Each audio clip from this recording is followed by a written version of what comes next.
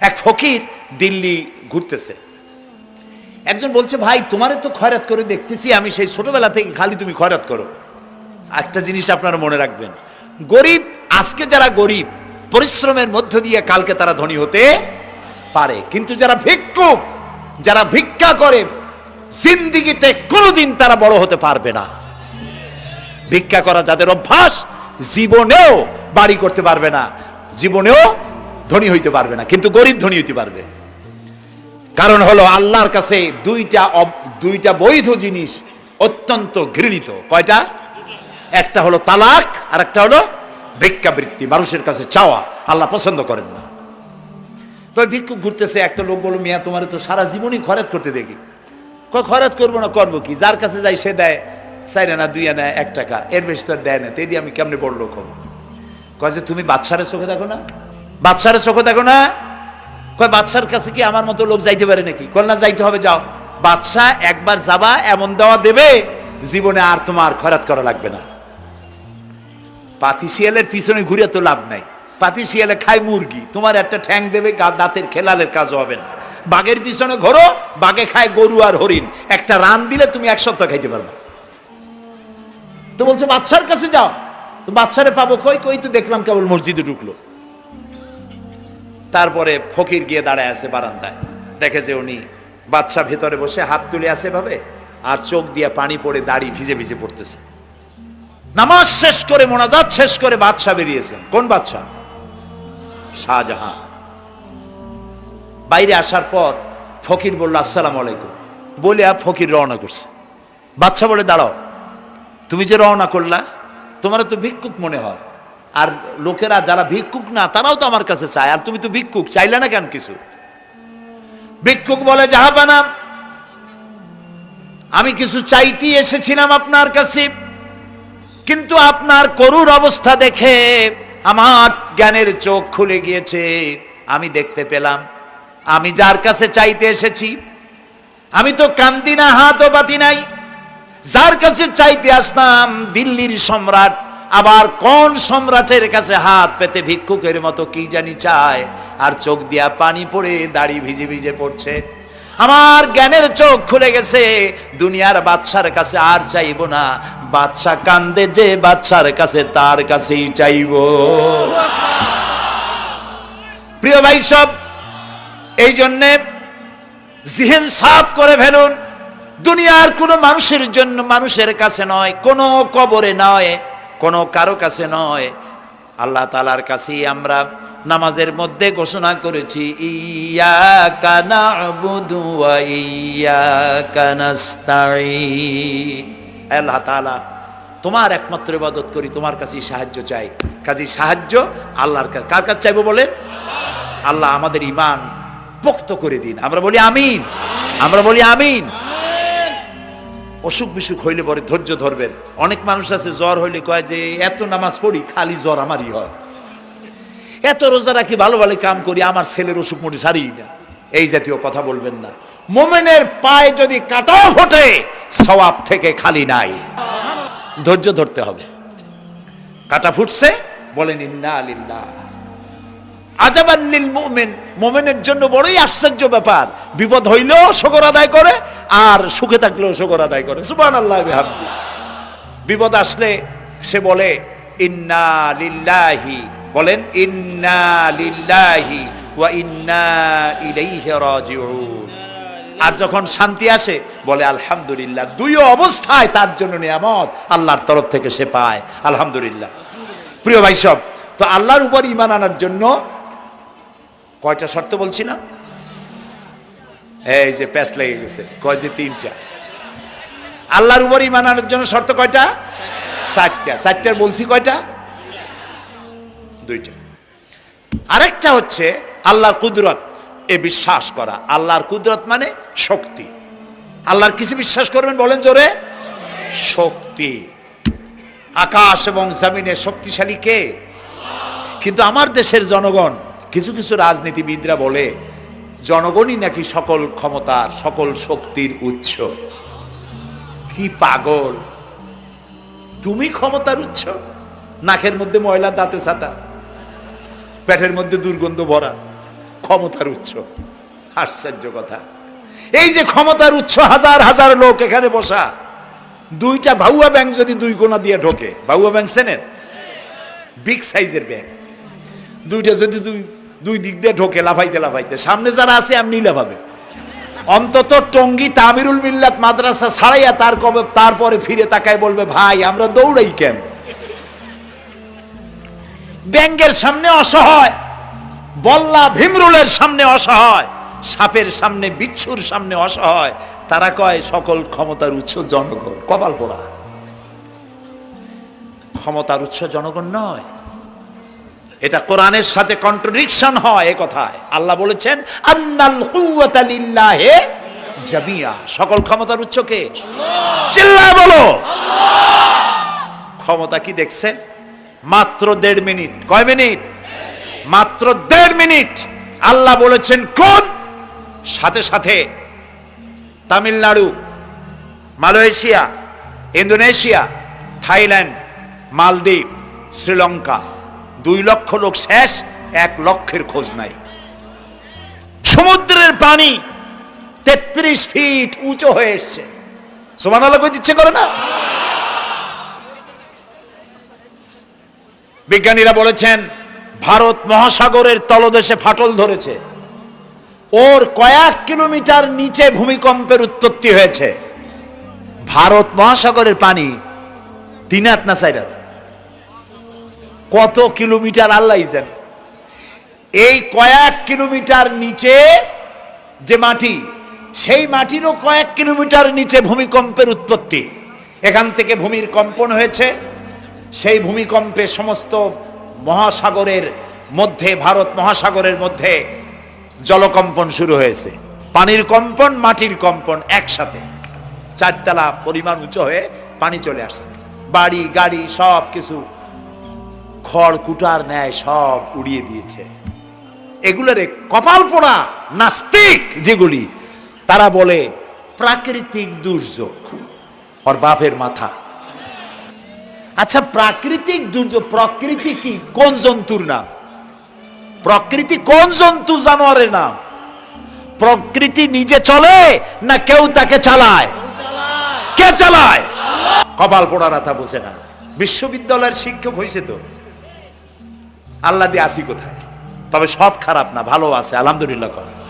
কিছু আছে কপাল পোড়া, বিশেষ করে শান্তিনিকেতনে যারা পড়াশোনা করে আসে, সাহিত্য চর্চা করে, এই সাহিত্য চর্চা করতে করতে এক পর্যায়ে কপাল পুড়ে যায়, আল্লাহরে চিনতে পারে না। সব চেনে, আল্লাহরে চেনে না।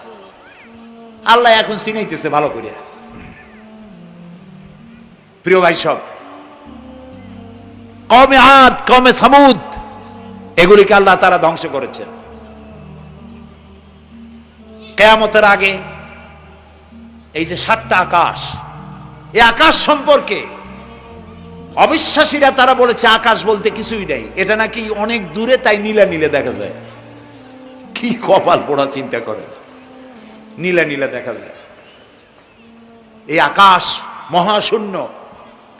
এই আকাশগুলিকে, আকাশ কয়টা? কয়টা স্তর? 7টা। এগুলি কাতাইয়ে সিজিল্লিল কুতুব। কোরআনে কারিমে আল্লাহ তাআলা বলেছেন কিতাবের পৃষ্ঠার মতো কিয়ামতের আগে একটার পর একটা ঠাস ঠাস করে পড়বে, ভেঙে চুরে চুরমার হয়ে যাবে। ওয়াইদাল বিহারু ফুজ্জিরাত, আল্লাহ তাআলা বলছেন ইদাস সামাউ ফাতারাত ওয়াইদাল কাওয়াকিবু ইনতাসারাত ওয়াইদাল বিহারু ফুজ্জিরাত। আকাশের তারকাসমূহ বিক্ষিপ্ত হয়ে পড়বে। অসংখ্য তারকারাজি, বিশাল বিশাল তারকা বিক্ষিপ্ত হয়ে পড়বে। চন্দ্র সূর্য একটার সাথে আরেকটা ধাক্কা লেগে চাঁদ আর সূর্য আলো হারিয়ে ফেলবে, একাকার হয়ে যাবে। পাহাড়গুলো উঁচু করে আল্লাহ তাআলা জমিনের উপরে আছাড় মারবেন, কালিহিনিল মানফুস, তুলার মতো উড়ে চলে যাবে। সুবহানাল্লাহ বলবা না? কত বড় শক্তি আল্লাহ পাকের। ওয়াইদাল বিহারু ফুজ্জিরাত, সমুদ্র সমূহ বিদীর্ণ হয়ে যাবে। সমুদ্রে যত পানি আছে সমস্ত পানিগুলি নিঃশোষিত হয়ে যাবে মাটির তলায়, এবং সেখানে অগ্নুৎপত্তি হবে। কোরআনে কারিম আল্লাহ বলে দিয়েছেন গোটা সমুদ্রগুলিতে আগুন জ্বলতে থাকবে। এগুলি কিয়ামতের আলামত। আল্লাহ পাকের অফুরন্ত মেহেরবানি। এই যে কানের কাছ দিয়া গুলিটা চলে গেছে, কানে লাগে নাই, বাড়ির কাছ থেকে কিয়ামত হয়ে গেল, বাংলাদেশে আল্লাহ বাঁচাই দিলেন। সুবহানাল্লাহ বলো, আলহামদুলিল্লাহ বলে। আমাদের প্রতিবেশী দেশগুলিতে যেভাবে আঘাত লাগছে, ওর 1000 ভাগের 1 ভাগের আঘাত কয়েক সেকেন্ড যদি বাংলাদেশে হতো, আমাদের সব অপরিকল্পিত শহর, রাজুক পারমিশন দিয়েছে 3 তলার, করা হয়েছে 7 তলা। এইভাবে অপরিকল্পিত যত বিল্ডিং আছে এগুলি পচা সিমেন্ট দিয়ে, পচা ইট দিয়ে তৈরি করা হয়েছে। 2-3 সেকেন্ডের ভূমিকম্প যথেষ্ট এই শহর লন্ডভন্ড করে দেওয়ার। অসংখ্য মানুষ মারা যাবে, অসংখ্য বাড়ি ঘর শেষ হয়ে যাবে। এদেরকে রেস্কিউ করার মতো মডার্ন ইকুইপমেন্টসও গভর্নমেন্টের কাছে নাই। এজন্য আল্লাহর কাছে সেজদা দিয়া গুনার তওবা করতে হবে, আল্লাহ আমাদের মাফ করে দাও, আমার এই গরিব দেশটাকে কিয়ামত পর্যন্ত এই গজব থেকে বাঁচাও। প্রিয় ভাই সব, আল্লাহ তাআলার ক্ষমতার ওয়াজ আমি আজ করতে পারবো না, অনেক লম্বা হয়ে যাবে। কারণ আমাকে 3টা পুঁজির কথা তো কমসে কম বলতেই হবে, অল্প করে হলেও। শুনবেন তো? আল্লাহ তৌফিক দিক, বলেন আমিন। আল্লাহ তাআলার ক্ষমতায় বিশ্বাস করা, তার প্রচন্ড ক্ষমতা, যা খুশি তাই বলেন করতে পারেন। মরাকে জিন্দাকে মারতে পারেন, মরুভূমিতে ফুল ফুটাতে পারেন। সুবহানাল্লাহ, যা খুশি তাই করতে পারেন। এই শক্তি সহকারে আল্লাহকে বিশ্বাস করতে হবে। 4 নম্বরে আল্লাহর হুকুম এবং হাকাম, আদেশ নিষেধ। আমি আল্লাহরে বিশ্বাস করি, এই কথার কোনো দাম নাই যদি তার আদেশ না মানি। এই কথার কোনো দাম নাই যদি তার নিষেধকে আমি আমার জীবনে প্রত্যাহার না করে চলতে পারি। মুসলমান বলে দাবি করার কোনো মূল্য নেই। একদিকে নামাজ পড়ি, আর একদিকে ওজনে কম দেয়, খাদ্যে ভেজাল দেয়, বেপরদা করি, মিথ্যা কথা বলা হয়, ওজনে কম দেয়, খাদ্যে ভেজাল দেয়, জমিনের আইল ঠালে আমানতের খেয়ানত করে। আল্লাহর হুকুম মানা হলো না, রসুলের আদেশ মানা হলো না। আল্লাহর উপর ঈমান আনার জন্য 4র্থ শর্ত হচ্ছে আল্লাহ যা বলেছেন মাথা নত করে মেনে নিতে হবে, বলতে হবে সামি'না ওয়া আতা'না। বলেন সামি'না ওয়া আতা'না, শুনলাম আর মেনে নিলাম। বলেন তো জোরে, শুনলাম আর মেনে নিলাম। সুবহানাল্লাহ বলেন। মুমিনেরা এই প্রশ্নই করবে না মদ হারাম কেন, মুমিনেরা এই প্রশ্নই করবে না জুয়া হারাম কেন। একটাই জবাব, মদ হারাম কেন? আল্লাহ হারাম করেছেন তাই হারাম। জিনা হারাম কেন? আমার আল্লাহ হারাম করেছেন তাই হারাম। জুয়া হারাম কেন? আমার আল্লাহ হারাম করেছেন তাই হারাম। কোন যুক্তি নাই। যুক্তির, আল্লাহর নিষিদ্ধ জিনিসে যুক্তি তালাশ করে কেবলমাত্র শয়তান। আল্লাহর আদেশ নিষেধে যুক্তি তালাশ করে কে? শয়তান। মুমিনের কাজ হলো সামি'না, বলেন, ওয়া আতা'না, শুনলাম আর মানলাম, বাস, শেষ কথা, খালাস। এই গেল 4টি শর্ত পুরো হয়ে গেল। এই 4টি শর্ত যদি পূরণ করতে পারি তাহলে আল্লাহরে বিশ্বাস করছি এটা প্রমাণিত হবে, এটা জাস্টিফাই হবে, এটা সত্যতা প্রমাণ হবে যদি আল্লাহর হুকুম মতো। 1 নম্বরে হলো, আমি আবার কথাটা প্যাকেট করে দিই যাতে করে আপনারা বাড়ি নিয়ে যাইতে পারেন। আল্লাহর উপরে ঈমান এনেছি, এই কথাটাকে কমপ্লিট করার জন্য শর্ত কয়টা? 4টা। 1 নম্বরে আল্লাহর অস্তিত্বে বিশ্বাস, বলেন আল্লাহর অস্তিত্বে বিশ্বাস। 2 নম্বরে আল্লাহর গুণাবলীতে বিশ্বাস।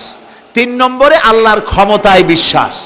4 নম্বরে আল্লাহর আদেশ এবং নিষেধে বিশ্বাস, মান্য করে চলা। আল্লাহ যেন এই তৌফিক আমাদের দেয়, বলেন আমিন। আল্লাহ রাব্বুল আলামিন দুনিয়ায় শান্তি, আখিরাতে জাহান্নাম থেকে মুক্তি দেওয়ার জন্য আল্লাহ পাক আমাদেরকে একটা ব্যবসার কথা বলেছেন। ওই ব্যবসায় পুঁজি কয়টা?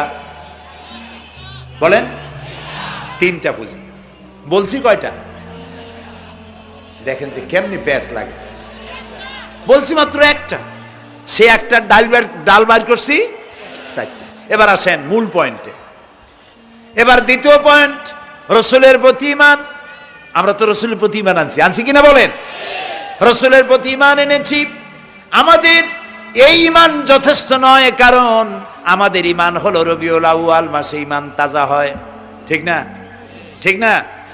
রবিউল আউয়াল মাস যখন আসি, ব্যানার টানাই, শামিয়ানা টানাই, রাস্তাগুলিতে ফ্ল্যাগ লাগাই আর আলোক সজ্জা করি।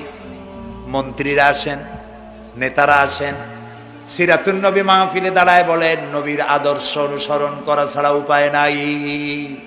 অথচ ওনার পা থেকে শুরু করে মাথা পর্যন্ত নবীর আদর্শ নাই। আবার এই নেতা রামকৃষ্ণ মিশনে, রামকৃষ্ণ পরমহংসদেব তার মঞ্চে গিয়ে বলেন রামকৃষ্ণের নীতির ছাড়া বিকল্প কিছুই নেই।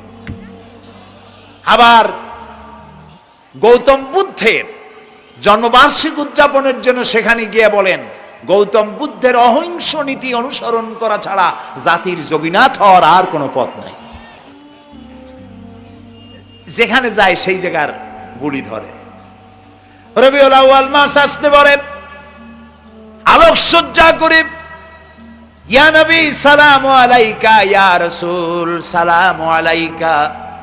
এরপরে গরম গরম জিলাপি রাসূলুল্লাহকে বুঝায় দেওয়া হলো, হে রাসূল আপনি তাকিয়ে দেখেন কত মহব্বত আপনারে করি, আপনার মহব্বতের জন্য আমাদের শহরের কোনো মিষ্টির দোকানে আর মিষ্টি নাই, সব আমরা খাইয়া শেষ করছি। এই হলো মহব্বত। এই মহব্বতে এই ইমানে কাজ হবে না। এই ইমানে বলেন কাজ হবে না। কোন ইমানে কাজ হবে? রাসূলের প্রতি ইমানের অর্থ কি? এর অর্থ হচ্ছে নবী করিম সাল্লাল্লাহু আলাইহি ওয়াসাল্লাম আমাদের রাসূল, আমাদের নেতা। আমাদের রাসূল আমাদের নেতা, আমরা তার উম্মত, তার অনুসারী। অনুসারীর কাজ কি? নেতার পূর্ণাঙ্গ অনুসরণ করণ। রাসূলুল্লাহর আনুগত্য করতে হবে, এটা কে বলেছেন? আল্লাহ রাব্বুল আলামিন সূরা আলে ইমরানের মধ্যে বলেছেন কুল ইন কুনতুম তুহিব্বুনাল্লাহ ফাত্তাবিউনি ইউহিব্বুকুমুল্লাহ ওয়া ইয়াগফির লাকুম যুনুবাকুম আল্লাহু গফুরুর রহিম।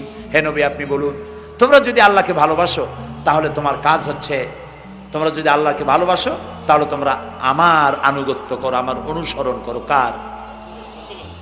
রাসূলের। বলেন কার?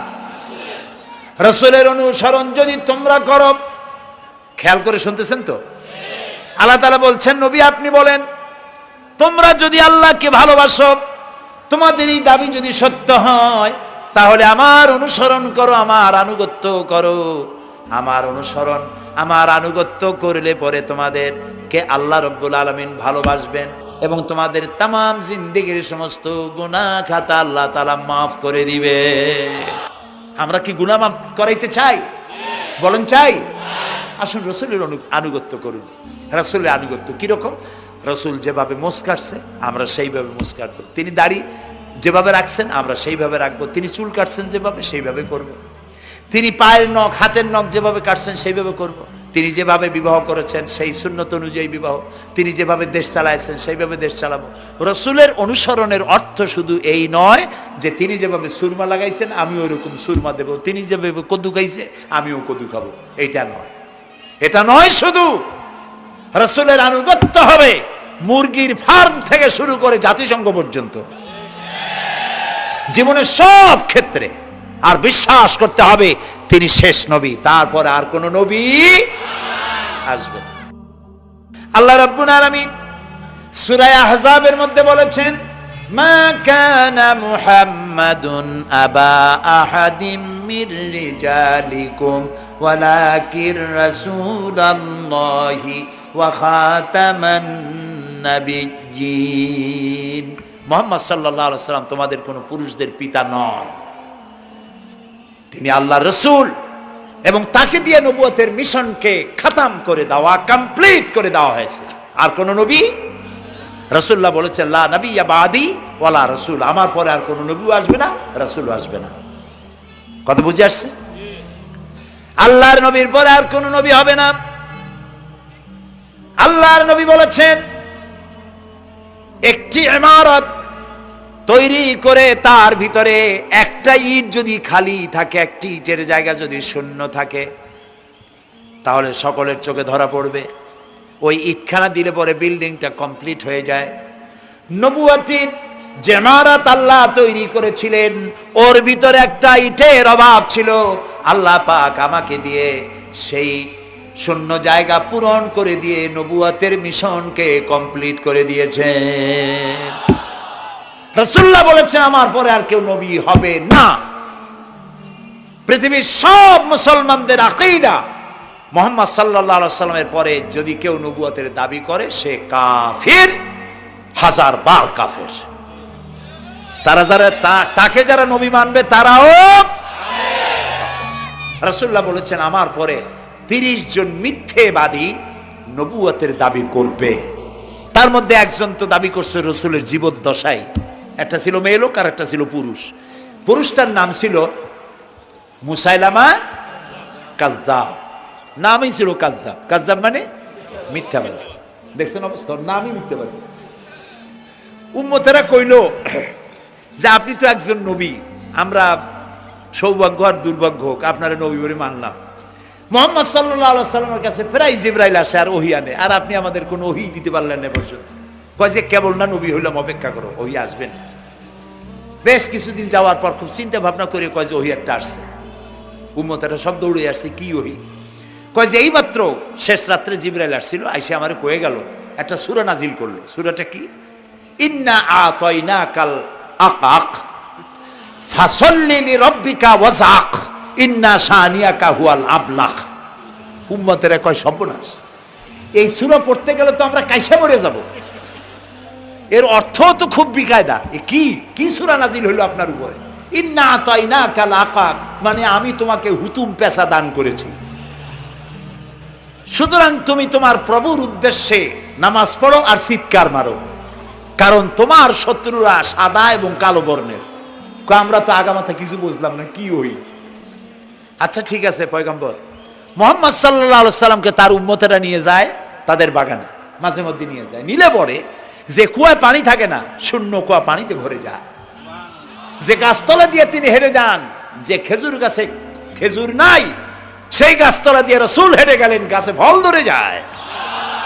আপনি তো এরকম কিছু দেখাইতে পারেন না। তোমরা তো আমার নেও না, চলো না যাই। নিয়ে গেছে, যাইয়া দেখে যে কুয়ার পাড় দিয়ে যায়, যে কুয়ায় পানি থাকে তা থাকে না, শুকায় যায়। যে গাছতলায় দিয়ে যায় ওই গাছে খোরমা থাকলে সাথে সাথে খরু ঝরে যায়। উম্মতের কয় কি একটা কপাল পড়ো নবী পাইলাম বাকি। আল্লাহ তারে শেষ করছে দুনিয়া থেকে, জাহান্নামে চলে গেছে। সেই মহিলাটাও গেছে, সেও গেছে। রাসূলুল্লাহ বলেছেন এইরকম 30 জন মিথ্যাবাদী নবুয়তের দাবি করবে কিয়ামতের আগ পর্যন্ত। গোলাম আহমদ কাদিয়ানী, এ হলো ইতিহাসে আমরা যদ্য পাই তার পর্যন্ত 28 জন হয়েছে। মুহাম্মদ সাল্লাল্লাহু আলাইহি সাল্লামের ইন্তেকালের পর ওকে নিয়ে হয়েছে 28 জন। কয়জন হইল? বাকি আছে কয়জন? তাই বলে কিয়ামত যে এই 2 জন হইলি আগামী বছর বা 5-6 বছরের মধ্যে কিয়ামত হবে ওইটা চিন্তা করেন না। এই পৃথিবীতে একটা লোক আল্লাহ শব্দ উচ্চারণ করার যদি থাকে কিয়ামত সে পর্যন্ত হবে না। সুতরাং বহুত দেরি আছে কিয়ামতে। তবে ওর মতো আরো শয়তান 2 জন আসবে। গোলাম আহমদ কাদিয়ানী বলল আমি পয়গম্বর, আমি নবী, আমার উপরে ওহী আসে। তো তার সঙ্গে ওই যুগের বড় আলেম মাওলানা আতাউল্লাহ শাহ বুখারী রহমতুল্লাহ আলাইহি তিনি বললেন, আচ্ছা তুমি যে নবুয়তের দাবি করো এই শক্তি তুমি পাও কই? কয় যে আমার শক্তি তো কোরআন, কোরআনের মধ্যেই আছে আমার কথা। কোথায়? কয় সূরা সফের মধ্যে আছে, ইয়াতি মিন বাদি ইসমুহু আহমদ। ঈসা আলাইহিস সালাম আমার ব্যাপারে ফোরকাস্ট করেছেন, ভবিষ্যৎবাণী দিয়েছেন যে আমার পরে একজন আসবে তার নাম হবে আহমদ, আমি তো সেই আহমদ। মাওলানা বুখারী বলছেন বেকুব, ঈসা আলাইহিস সালাম যার কথা বলেছেন তার নাম, ঈসা আলাইহিস সালাম যার কথা বলেছেন তার নাম হলো ফকাত আহমদ, আর তোমার নাম হলো গোলাম আহমদ। তাহলে এতে করে বোঝা যায় ঈসা আলাইহিস সালাম যার কথা বলেছেন তুমি সেই আহমদের গোলাম, তো তুমি নবুয়তের দাবি করো কেন? গোলাম আহমদ কয় যে হুজুর আমার নামের আগে গোলাম বৈশা একটু সমস্যা হয়েছে, ঠিক, তো গোলামটারে যদি বাদ দেই তাহলে তার আপনি আপত্তি করতে পারেন না আমি আহমদ থাকি আর আপনি আমার উম্মত হয়ে যান। আমি আমার কথা ঈসা আলাইহিস সালাম বলেছেন। মাওলানা বুখারী বলছেন দেখো তোমার ফতোয়া অনুযায়ী তুমি বলছো নামের প্রথম অংশ বাদ দিয়া শেষের অংশ নিয়ে তোমার উপর ঈমান আনতে, তাহলে আমার নাম আতা আল্লাহ, তোমার ফতোয়া অনুযায়ী আমার নামের প্রথম অংশ বাদ দিলাম, আতা গেছে, থাকছে আল্লাহ। আর আল্লাহ হয়ে বলছি তোর মতো গাধারে আমি নবুয়ত দেই নেই। এরপর এই শয়তানের মৌত হলো কোথায় বলেন? কোথায়? পায়খানার ভিতরে। এই কাদিয়ানীরা, গোলাম মোহাম্মদ কাদিয়ানী কাফের, ওরে যারা নবী বলে মানে তারাও কাফের। প্রিয় ভাই সব, পৃথিবীর 48টি মুসলিম দেশ কাদিয়ানীদেরকে নন মুসলিম মাইনরিটি হিসেবে ঘোষণা দিয়েছে রাষ্ট্রীয়ভাবে। সৌদি গভর্নমেন্ট আইন পাশ করেছে কিয়ামত পর্যন্ত কাদিয়ানীরা মক্কা মদিনায় প্রবেশ করতে পারবে না। কাজী তাদের ব্যাপারে উচ্চবাচ্য কথা বলতে গিয়ে ব্যারিস্টার হন, আইনজীবী হন, যেই হন, খতমে নবুয়তের আন্দোলন যারা করে তাদের ব্যাপারে কথা বলতে গিয়ে মুখ সামনে কথা বলবেন। এদেশের মানুষ শহীদ হয়ে যাবে, কাদিয়ানীদেরকে বরদাস্ত করবে না। আমাদের দেশে হিন্দু, থামুন, আমাদের দেশে হিন্দু, খ্রিস্টান, বৌদ্ধ আমাদের দেশের নাগরিক অধিকার ভোগ করে না? আমাদের সমান নাগরিক অধিকার তারা ভোগ করে। কাদিয়ানীরাও হিন্দু খ্রিস্টানদের মতো নন মুসলিম মাইনরিটি হিসেবে এদেশে বসবাস করে নাগরিক সুবিধা ভোগ করবেন, কোনো অসুবিধা নাই। কিন্তু আপনি মুসলমান বলে দাবি করবেন না, শেষ নবী মানবেন না, আমরা এই ব্যাপারে কিয়ামত পর্যন্ত আপোষ করব না। কেবলমাত্র মূর্খ, দালাল, হারামখোর তারাই কাদিয়ানীদের পক্ষ অবলম্বন করতে পারে, ইমানদারেরা পারে না।